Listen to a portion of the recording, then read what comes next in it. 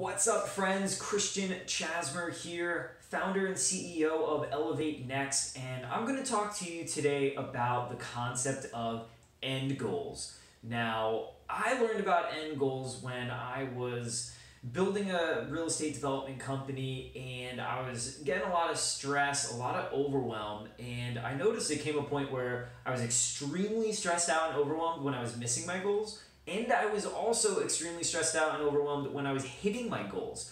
So when I came to this realization that I was stressed either way, I started to challenge the concept of goals. Was I setting the right goals? Was I setting the wrong goals, or goals even necessary? And that's when I came across this concept called end goals. And I found this concept from Vishen Lakhiani. And the concept was really life-changing and mindset-altering for me. So what an end goal is simply the end goal. It's the point of what you're doing. So now most of us set what we call means goals. A means goal is a means to an end. So for example, let's say you set a goal to make $1 million.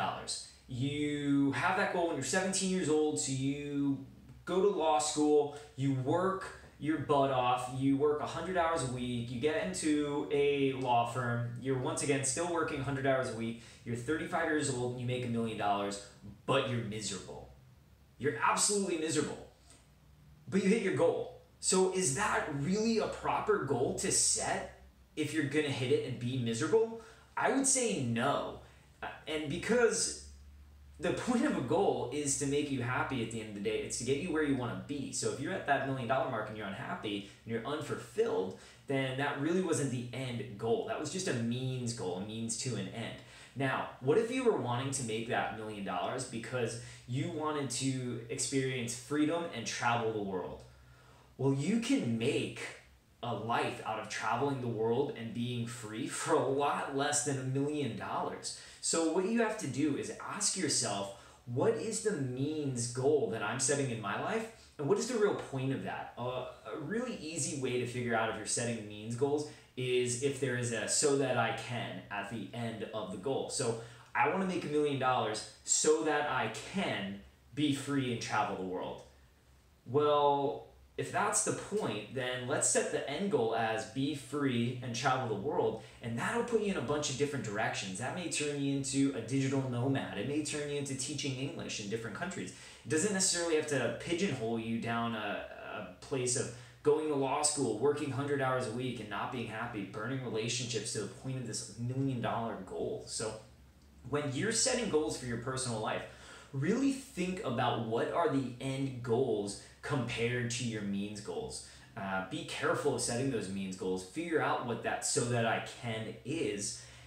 Get to the end goals, and you are going to be a lot more fulfilled and a lot happier than you've ever been. And you're going to feel like you're on an authentic path. So for me personally, when I started setting end goals in my personal life, then breaking it down into strategic plans, it really turned my life around. It went from stress and overwhelm to, man, this feels really aligned, feels really authentic, and when I'm on this path, I'm happy in the pursuit of these goals. Total 180 from where my mindset was and how I was experiencing life beforehand. So once again, end goals over means goals. And if you find out that you're doing a means goal, go deeper. So find out the so that I can, and then get to the end goal. And I guarantee you'll be a lot happier, more fulfilled, and more motivated to hit these goals at the end of the day. All right, that's it for now. Check back to the channel for more systems, more tips about entrepreneurship, personal development, and really elevating your life to the next level. Have a great day.